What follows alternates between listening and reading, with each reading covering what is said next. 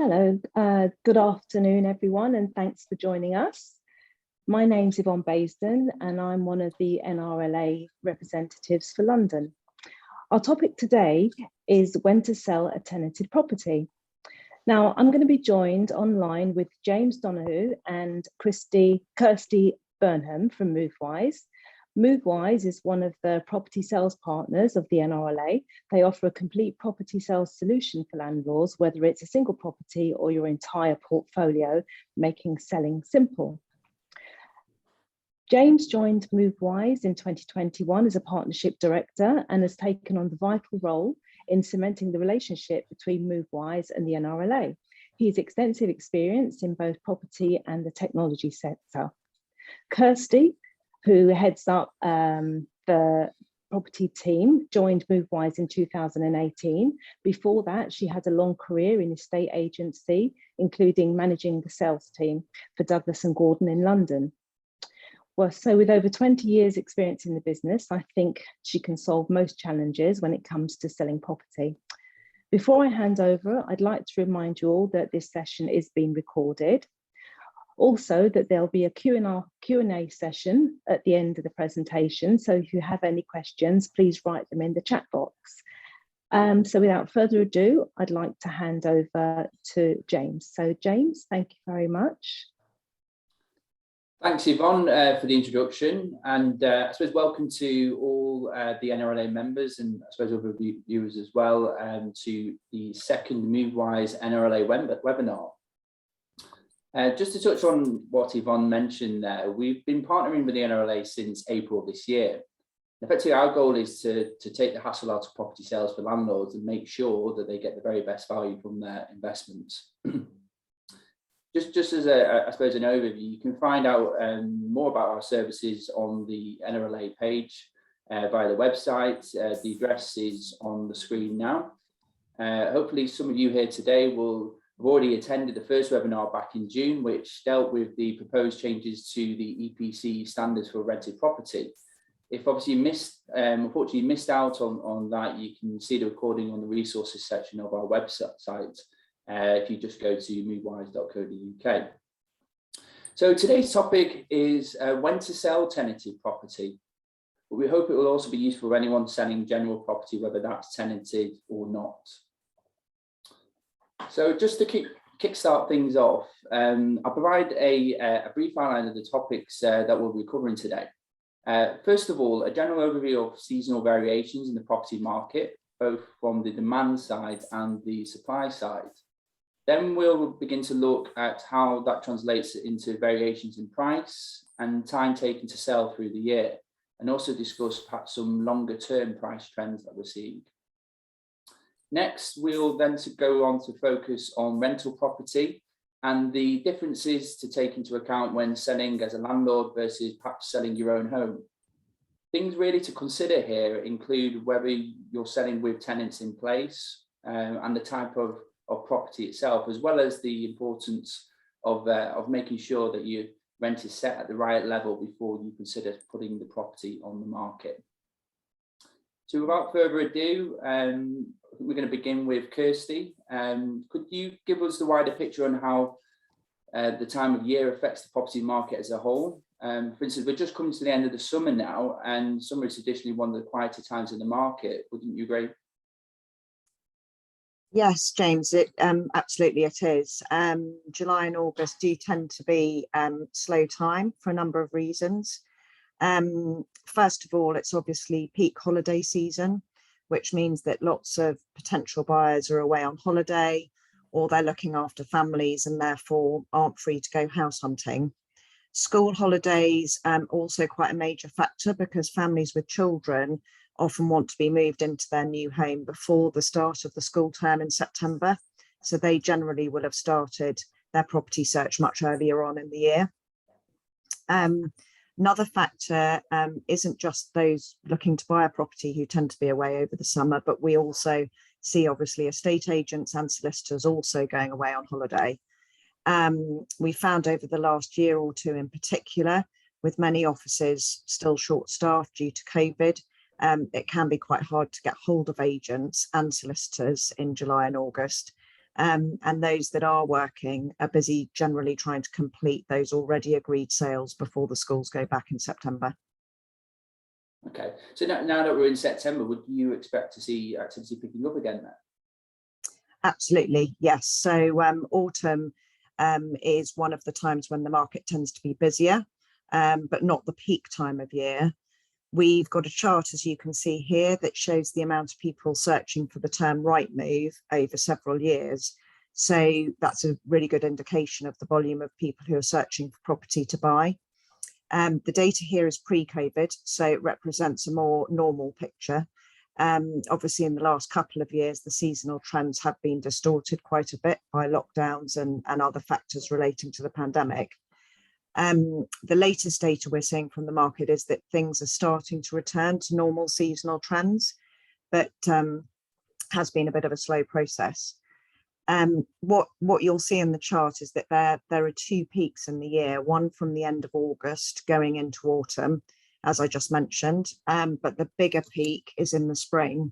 And between those times, you tend to see the quieter summer holidays and Christmas periods.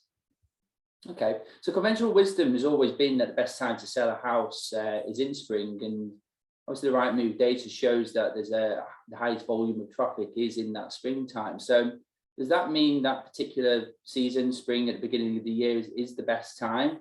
And the answer to our question is pretty straightforward then. Well, yes, I mean, as we've just mentioned, spring does have a lot going for it. It's a natural time of year for people to think about new beginnings, making a fresh start. And you'll also see that agents' photographs and marketing material would generally look a lot better, with gardens looking a bit greener, hopefully some sunshine. As we've already mentioned, there tends to be a lot of buyer demand in spring.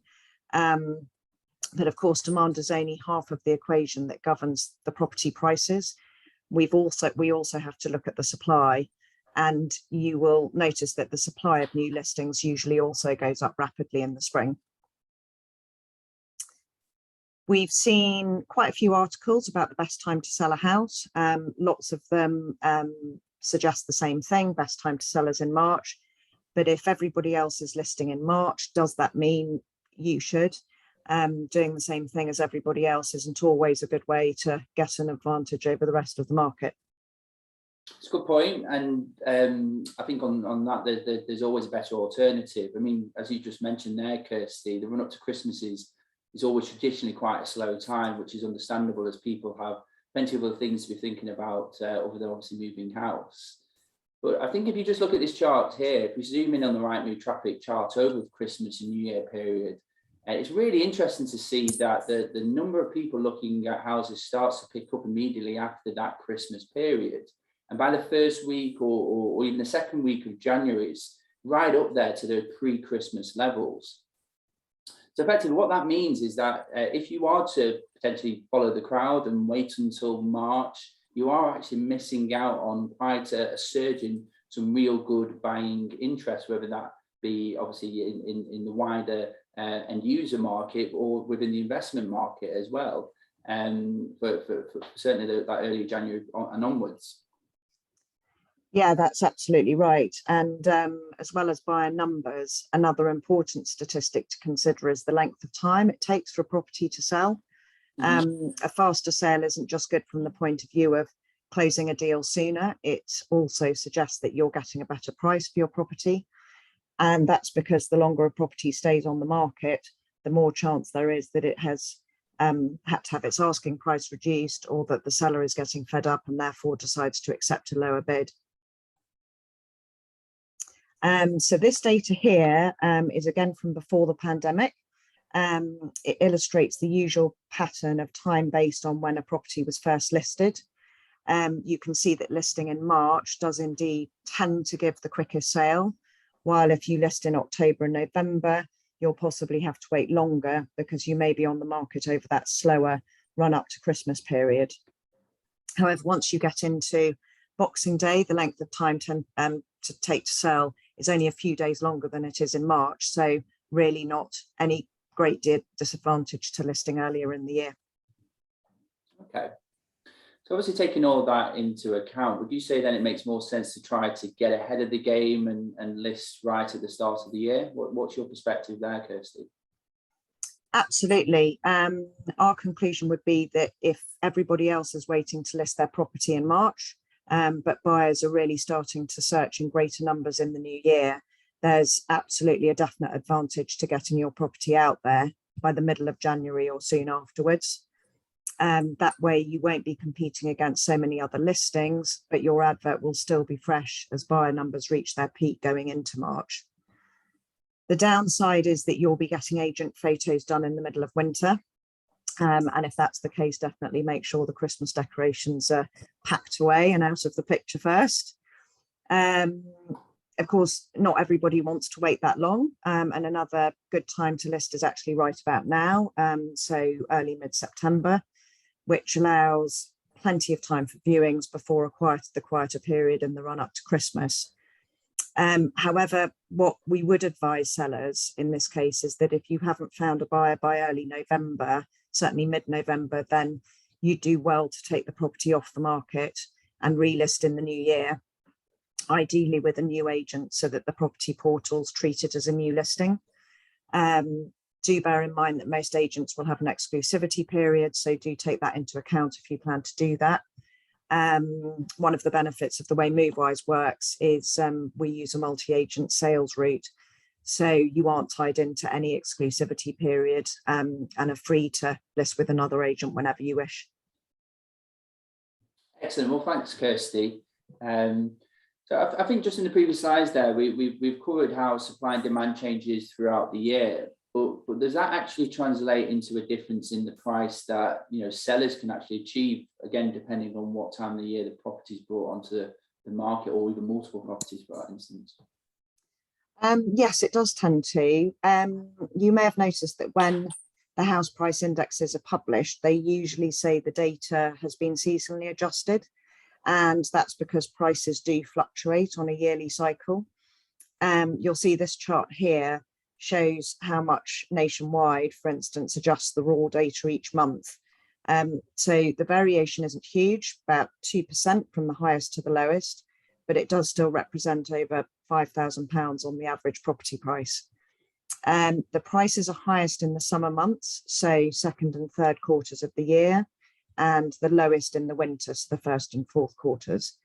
Might be wondering why this is, when we've already seen that demand tends to be lowest in the summer.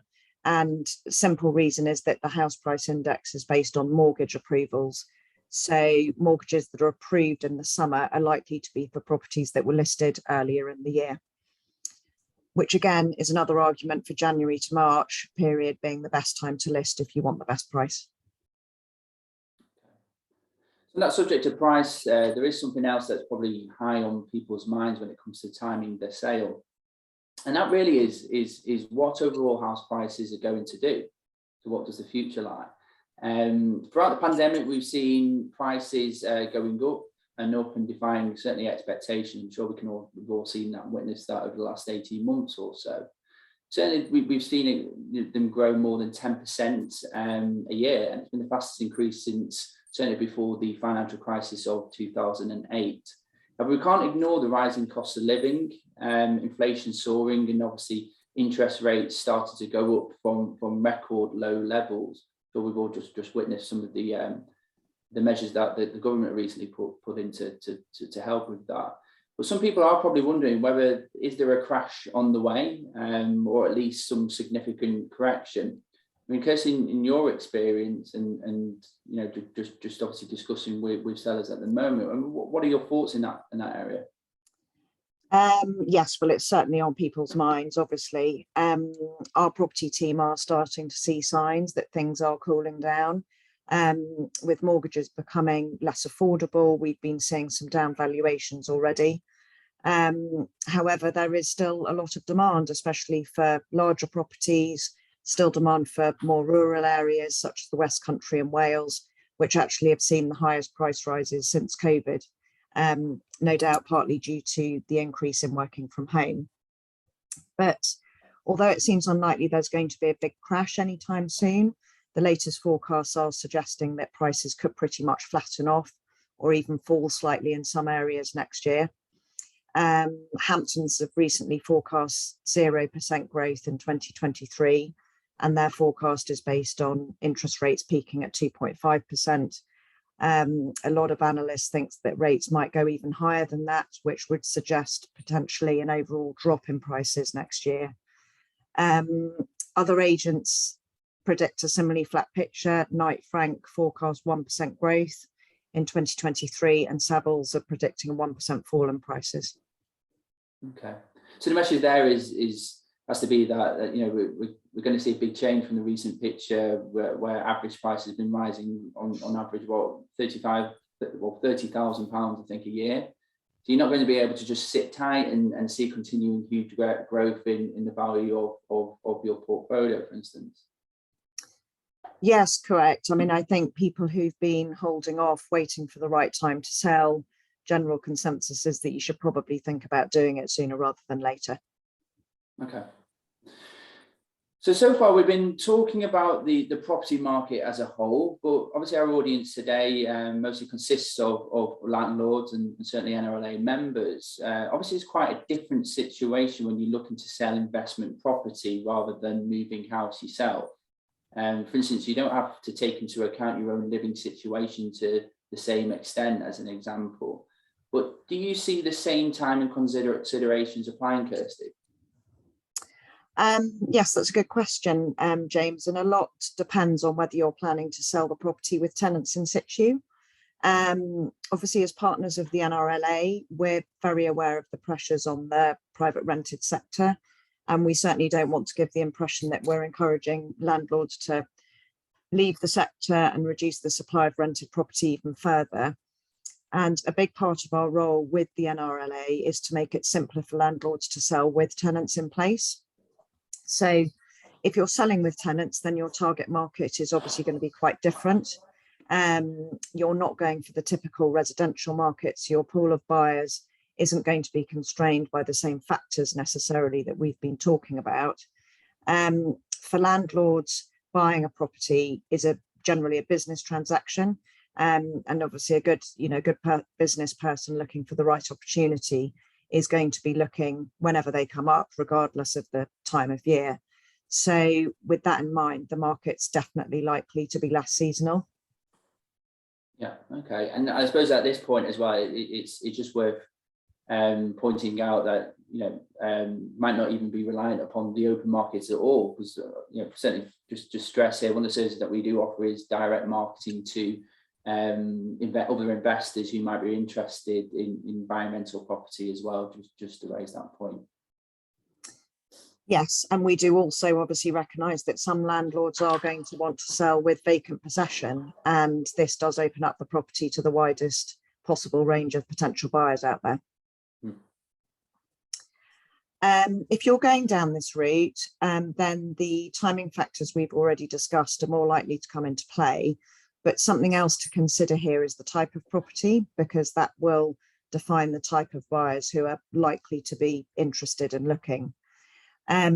If you've been renting out a family home and you decide to sell it with vacant possession, then you'll be attracting families who are more driven by the academic year. So their goal will be most likely to complete over the school holidays and be in their new home before the start of term. And that tends to mean they're likely to be looking for homes early in the spring. If you're selling a flat or a small 1 or 2 bedroom house, then you're going to be more likely targeting first-time buyers or maybe second steppers, and they're less likely to be driven by that September deadline.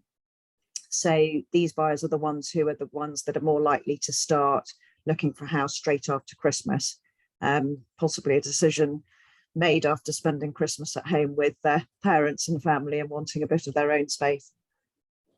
Good point. And so I suppose there, on whether you're selling with tenants or without, one thing you also need to bear in mind is certainly with buy-to-let property are the tax implications. If you make a profit on selling a home, which is obviously you're not your primary residence, then you'll have to pay capital gains tax, which becomes due on the date of completion, as much as I think 28% for certainly higher rate taxpayers. Obviously, if you have multiple properties which you are planning to dispose of, then this is certainly obviously a key point bearing in mind as well when looking to or choosing, should we say, to list.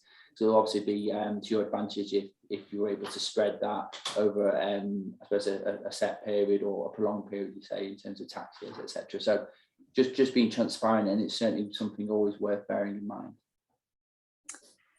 And also thinking longer term about timing of your sale, our audience will probably be aware of the proposed changes to minimum energy efficiency standards for rented property.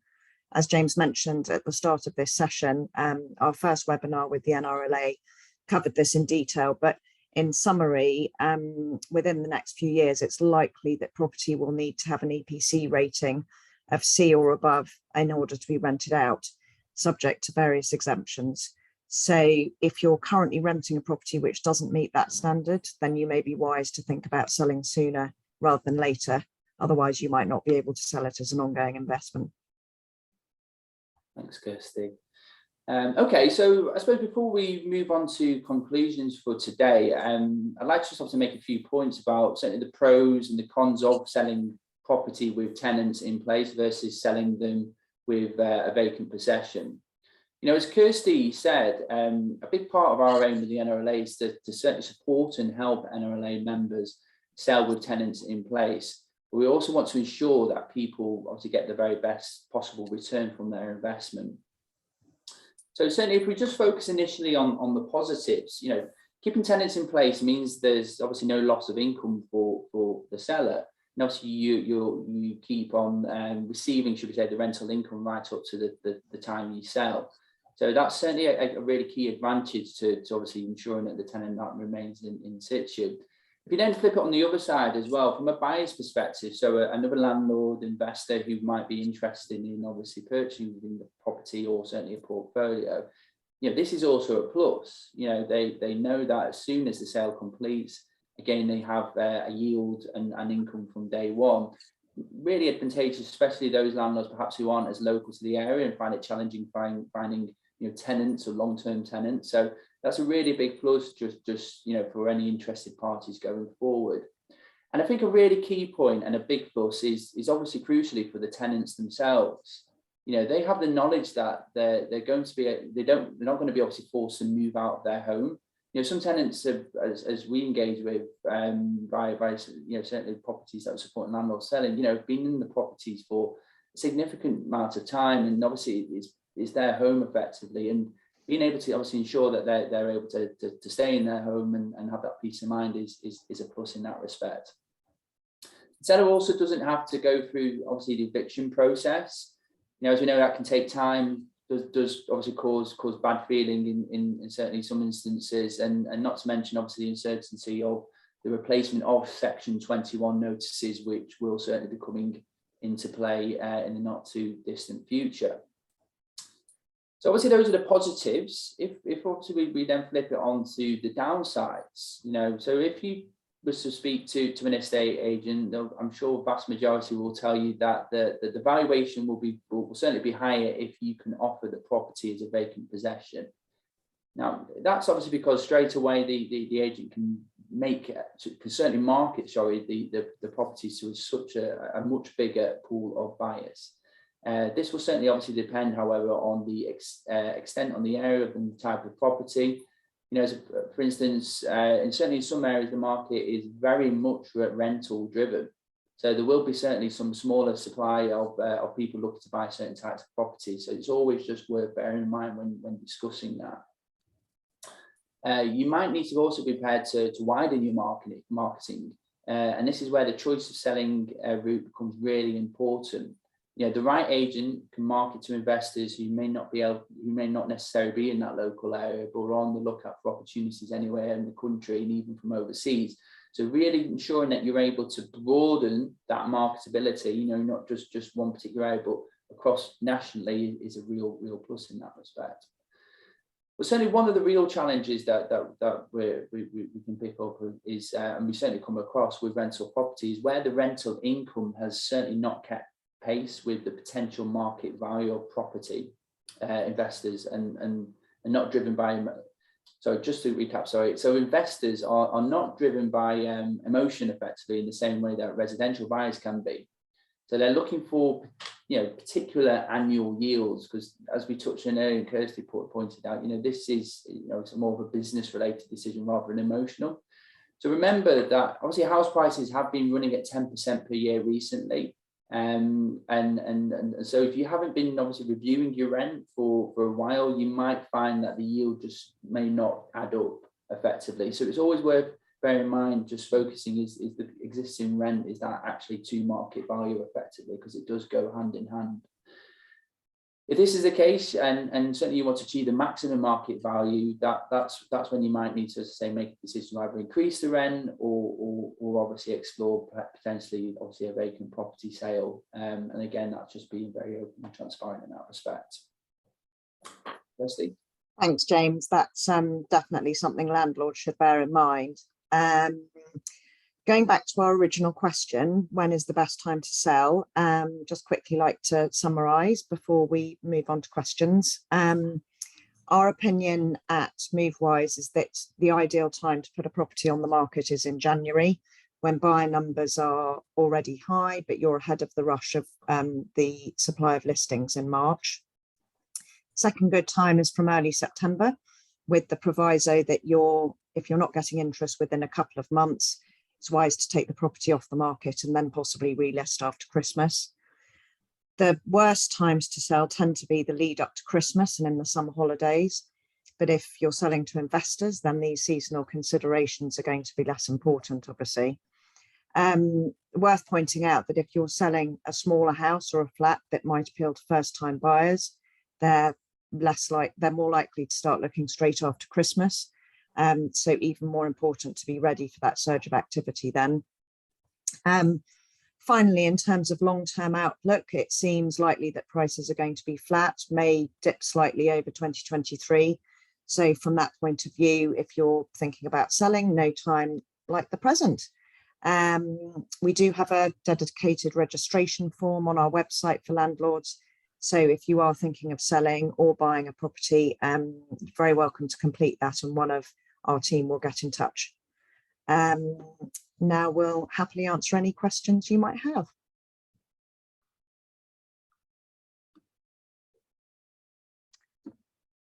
Hello, thank you so much, James and Kirsty. We have quite a few questions coming in. So I'll start. The first question came in from Cedric, but I think, Kirsty, you covered that. It was about selling when it wasn't financially viable to get an EPC rating of C. But I think listening to your presentation, you actually covered that. So I think, Cedric, unless there was something else, we've covered that. We have somebody that's asked, what's the procedure and the pros and cons if one wishes to sell with one of the tenants partway through their AST period? So selling with tenants in situ, or a tenant in situ, is absolutely sometimes something we do regularly for landlords. Due to our partnership with the NRLA, we obviously have lots of landlords who are looking to buy as well as sell. As we've discussed in the presentation, it does mean you have a smaller pool of buyers, but certainly not a problem. And we look to still broaden the market, reach out to as many buyers as we can via local selling agents, but also letting agents and our own investors that are registered with us. Sorry, could I just interrupt there? I think looking at Christine's question, she said if one wishes to sell to one of the tenants. Oh, apologies. I'm not sure if that was what the question was. Any pros and cons regarding actually selling to tenants? Yes, that was one of the questions. And also there's a question that's very similar about a tenant, whether they're on a fixed term or periodic, which is better. So if I can briefly cover off selling to a tenant, absolutely, there's no reason why wouldn't be possible or appropriate to sell to your tenant. What I would suggest you should do is have the property valued, certainly by one or two local agents. Look for the best local, most active, successful agents in the area relating to the property, and get it valued. And then ensure, obviously, that the tenant is going to be able to offer the level that you're looking for that property. You might even want to put it on the open market for a short period of time, just to get a feel for activity before you accept any offers. And then obviously to make sure that your tenant's financial status, etc., is checked, so that when you embark on the sales process, that hopefully it will all go through smoothly. Yeah, and just to add to that, it has certainly, when supporting landlords selling property, when we come to obviously do valuations, etc., the tenant, especially those perhaps who have been in the property for some time, have approached landlords directly, and it does happen. They'll say they've been in the property and they want to remain in it, and in some instances they may have the funds and capital to support purchase. Obviously that's a transaction between obviously the tenant and the landlord, and we're happy to support those communications as well. It's something that happens and will continue to do so. But I think Kirsty raises a good point. It's all about ensuring, obviously, that it is realistically valued, and ultimately you are getting the full opportunity to maximise the value of the property before ultimately making that decision. Thank you.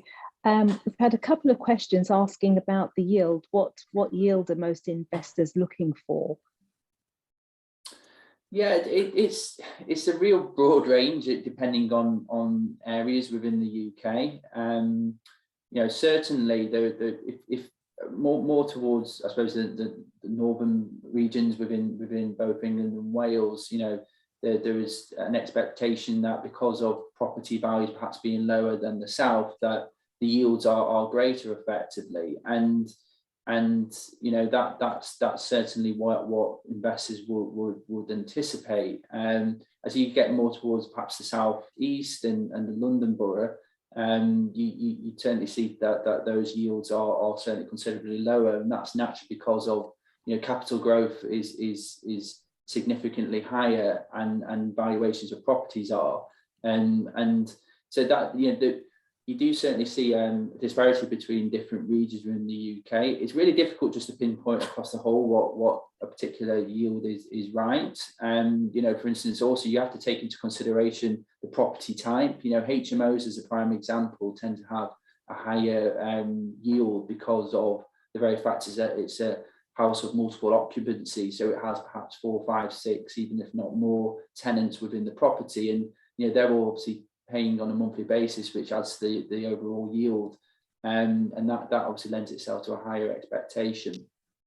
What we always do from our engagement with landlords is, and we try to certainly provide some guidance on what the expectations might be, and certainly as hopefully we touched on during the presentation, we discuss with local agents as well, in terms of what the expectation is. So obviously we can try and provide some informed advice depending on what that property type is.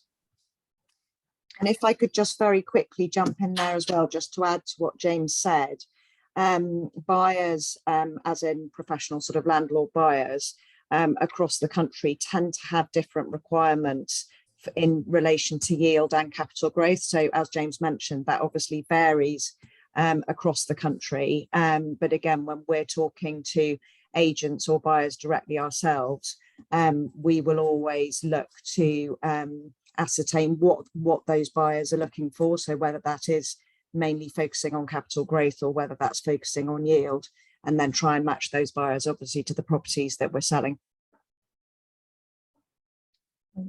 Thank you, Kirsty. We've had a question from Louise who said, do you have any evidence yet that sales and values and times to sell are being affected by poor EPCs? We haven't seen any particular effect yet. Definitely when obviously selling properties from landlord to landlord rather than to an owner occupier, we certainly have seen that the landlords purchasing are obviously aware of the EPC guidelines and what's likely to come into force. So they are much more aware of that. When we're selling to owner occupiers, not nearly so much so, but I anticipate that, you know, as we move into 2023 and beyond, obviously that is going to become much more at the forefront of particularly professional buyers' minds. So it's helpful to know, you know, if your property isn't C rated, for example, it's lower than that, what actual remedial works would be required to get it up to that level, because that will certainly start to affect the price that one can achieve if we're looking to sell with tenants in situ to another landlord. Thank you, Kirsty. And there's another question. We have so many questions coming in here. Can you give a new tenancy to the tenants when you buy a property with tenants in? And can you use the existing inventory if that they had with their old landlord? Yes, you can. So properties particular properties actually we've been selling recently from landlord to landlord. All the tenancy agreements and inventories, etc., have been passed over. It is obviously for a solicitor, a conveyancing solicitor, acting on behalf of the buyer to make sure that they are happy with all of those. But absolutely, it's perfectly possible. What I would suggest is that if you are looking to do that, once you've had your property listed and valued rather, and you're looking to list, just to get your own solicitor to confirm that all those documents are up to date. You know, everything that a professional buyer might, or professional landlord might want in terms of the conveyancing process is there, again, just to speed up that process. But absolutely, there's no reason why all of that can't be passed across and purely the owner of the property or the landlord's name to be changed, altered on the AST. Fine. I'm sorry, I'm going back to a question because Russell has said that he didn't get an answer. He's asking, if he's selling with a tenant, is it better to have a fixed term or a periodic tenancy? Again, tends to depend on the buyer, and how it's really about how big a pool of buyers we can find. So obviously, a vacant property, you're open to the largest pool of buyers. If you've got a periodic tenancy, that obviously leaves an incoming purchaser the option, even if they are a landlord, the option to serve notice should they want to. It gives them that flexibility.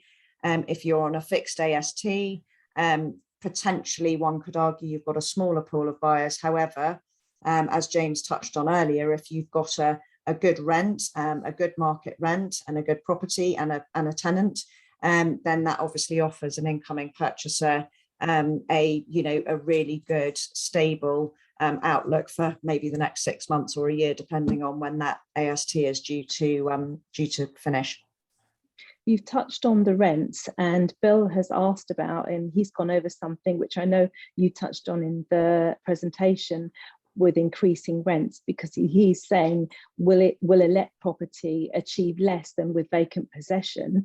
And that's because a lot of landlords don't increase their rent during the tenancy, sort of on an annual basis. And therefore, with a tenant in and a rent set at maybe a lower than the going rate, the mortgage achievable will be less than if it was a vacant property. Is that correct? Yes.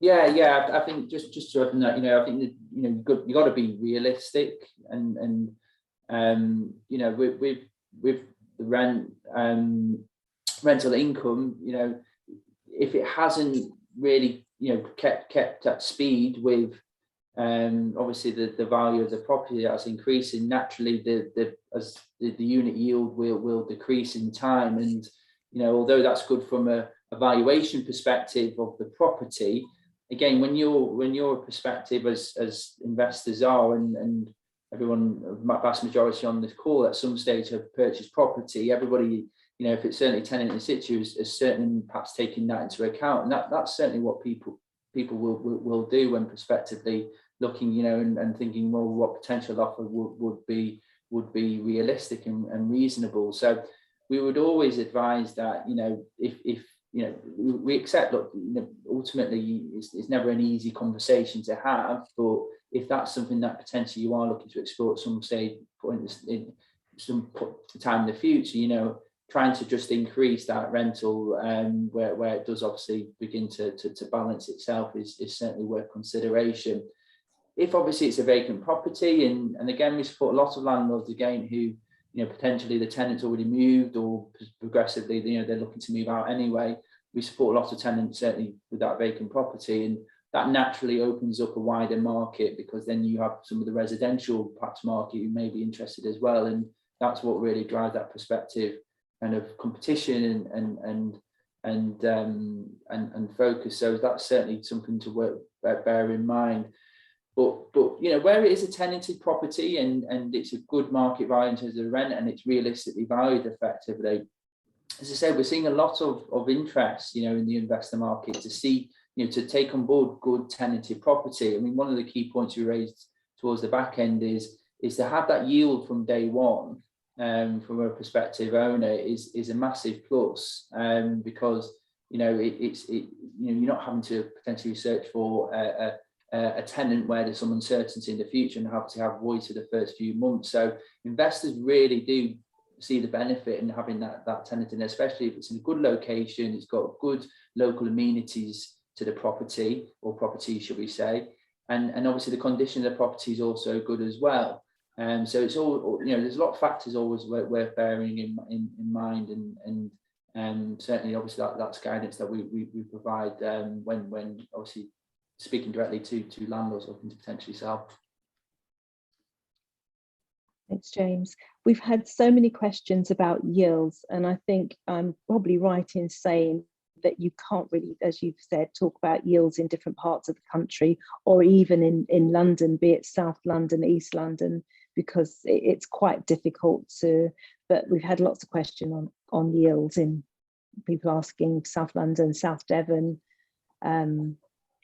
Well, just on that point, I mean, one thing, it's because of valuations growing quite significantly, again, that has a knock-on effect, isn't it? But we are ourselves, through our own interactions and engagements, we're providing more research and understanding of, what are the general expectations, and how does that really balance across. So I think certainly at some stage, that's certainly something that we, people have direct questions in that respect, we'd be happy to share those insights directly.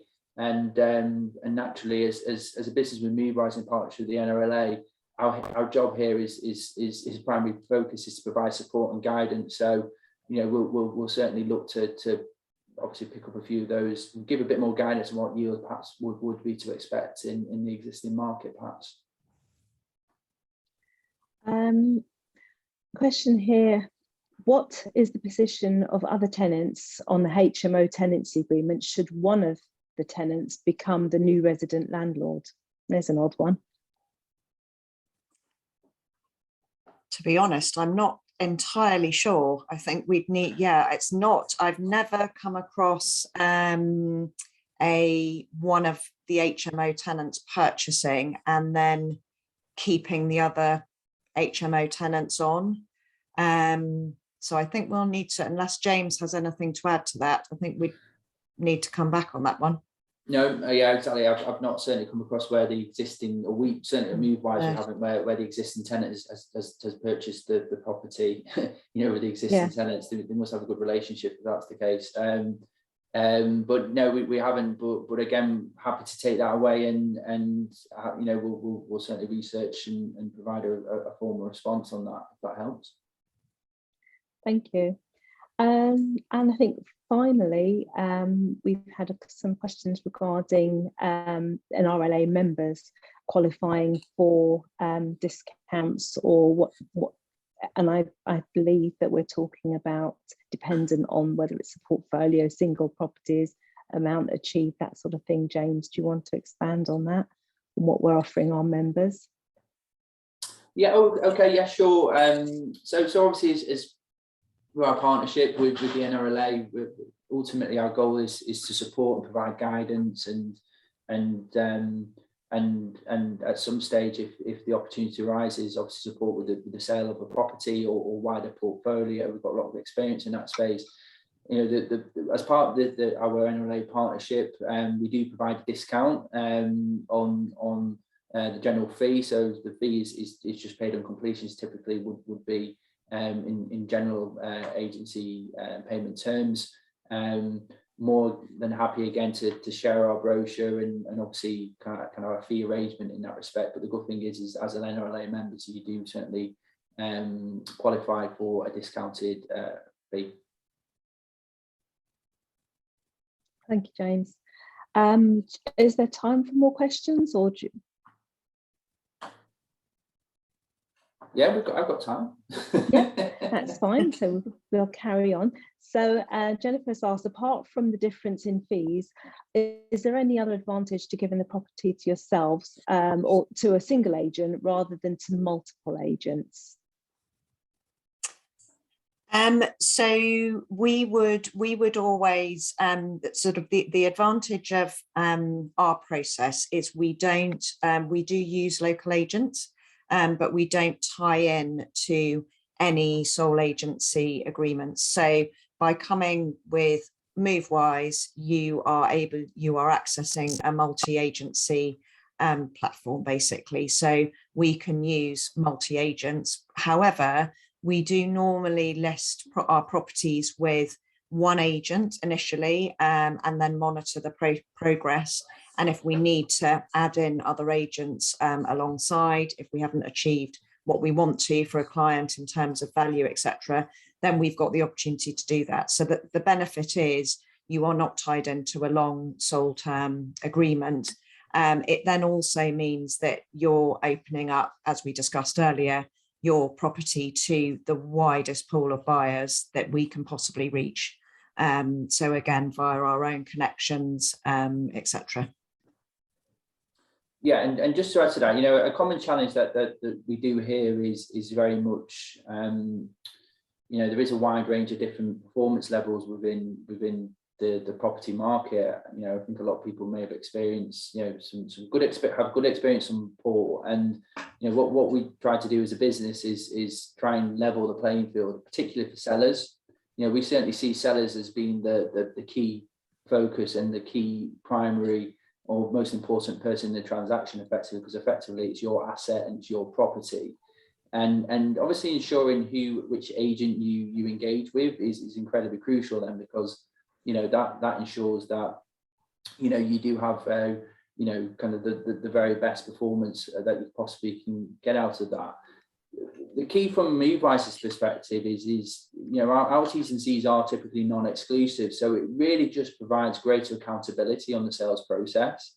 And if there isn't that performance level that we anticipate, you just have that greater flexibility where you can obviously flip to a different agent, and that will again just generate a completely new level of buyers, because you know especially in investment and you know when you're looking at investment property, you know you're looking for key investors which are effectively sat in databases, you know, and each top performing agent will have their set of prospective investors that might be interested.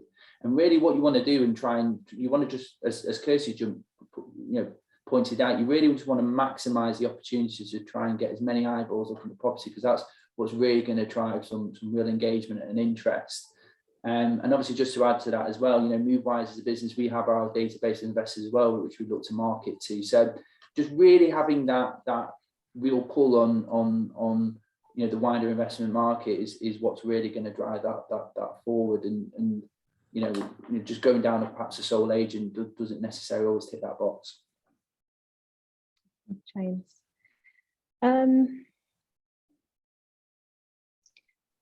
I'm just looking, which platforms do you use? Sorry, Which platforms do you use? The example is Rightmove, On the Market. So when we advertise our properties that we're selling online, they're always advertised via the local agent. So yes, absolutely, Rightmove, Zoopla, On the Market, the usual platforms you would expect. But yeah, they're advertised under a local agent's details, etc. So you wouldn't know Movewise was necessarily involved. What we do is we manage that whole process for the seller. As James just touched on, we choose the most active and successful agents in an area, etc. But yes, you will, and obviously we'll discuss those platforms with you when we're when we're making suggestions as to how to list the property and who to list initially with. We'll discuss which platforms the property will appear on, but generally it would be across all of those ones you've just mentioned. And I mean, really what you're doing is you're just taking the headache out of it for landlords. So rather than them contacting 2, 3, 4 agents and having to deal with them, you're doing it for them, you're managing it for them. Exactly. Absolutely. That. Yeah. Yeah. We've been asked that you do deal with portfolio sales. We've been asked. Absolutely, yes. It's becoming more and more common that landlords are not necessarily looking to sell just one property or such. You know, we're supporting a lot of landlords certainly at the moment. You know, 40, 50, right up to 100 plus portfolio sizes effectively, which you appreciate is a real minefield and a headache to do on your own. So we certainly look to try and provide that, or certainly provide that support and guidance on what the best strategy would be, and really, you know, drive that forward over a strategic plan, really, to obviously try and maximize the value of those properties. And just again, it's all about trying to take away the headache and minimize. You know, look, people are very busy and other things going on, so it's just trying to just reduce that communication. You know, Movewise is that one central point of contact in that respect, and we obviously just feed through the information which is really required, and just as I say, just try and take away a lot of that headache and hassle of doing big portfolio sales like that. And yeah, it certainly seems to be a growing kind of engagement route at the moment for a lot of landlords for us. What I'd also just touch on, following up from what you've just mentioned, James, is that particularly with portfolios and large portfolios, we don't just look to, again, trying to get those properties in front of as many buyers as possible and maximise value. We don't just look to sell portfolios to one purchaser buying the whole portfolio. We can absolutely split them and sell to individual buyers if that's going to maximise the value for the seller. Great. We've been asked, what does your support and guidance service or package include working out what capital gains tax is due on any sales? We can certainly point clients in the direction of those people that would be experts in that. It is not something we advise on specifically, because obviously every situation is completely unique. And we're not tax experts. But we can certainly point people in the right direction. But otherwise, I'd suggest, I'm sure most landlords have accountants and advisors they use for that. But yeah, if you needed us to do some research into the best people to approach, we'd happily do that for you. I think just to add to that as well, you know, as part of the NRLA community, you know, we ultimately it's about networking and you know, providing good credible contacts. So you know, those kind of queries have come up in the past where we've shared, you know, credible contact details, again by the NRLA, who recommended directly to us.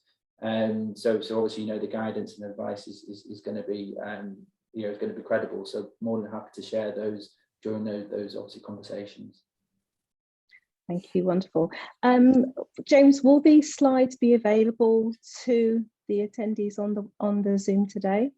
Yeah, absolutely. More than happy to obviously got the recording as well, and we've got brochures, etc. So we'd always, happy to have a conversation, happy to receive emails on any questions or anything like that. And ultimately, as partners with the NRLA, we're here to provide that support. So if there are any other queries or people are looking to explore potentially selling, buying, etc., again, more than happy to engage on those. There are a lot of questions on sort of the discount and fees and things like that. So I think we would just direct people directly to your website and to see what your fee structures are. Yeah, and there is a brochure as well. If you go on, you can just simply put in your information and you can download the brochure, and it will provide all the, we're very incredibly transparent about what our strategy is and fees associated. So once you've got the brochure, it's very much there, but again, happy to have a conversation. That's great, thank you so much. I think that we will end with the questions for today. So if we can just move on with the slides, I'd like to say thank you so much to James and to Kirsty. I think it's been really interesting, and based on the amount of questions that have come in, I'm sure that there'll be lots of people contacting you with the service. I'd like to just point to our conference that's coming up on the 15th of November at the Coventry Building Society Arena. It's hosted by Paul Lewis, who's the presenter of Radio 4's Money Box. There'll be lots of expert speakers there on the day, bringing you a wealth of information and guidance on the future of housing reform, legislative impacts, and also the upcoming energy efficiency regulation. So please head over to our website to book. And finally, you'll receive a very short email with a questionnaire to complete within the next few days. If you could just move the slide on for me, please. You'll receive an email in the next few days. Your feedback is really important, so please do fill it in. So thank you so much again to James and to Kirsty, and to all of you for joining us today. Excellent, thank you very much. Thank you. Thanks very much.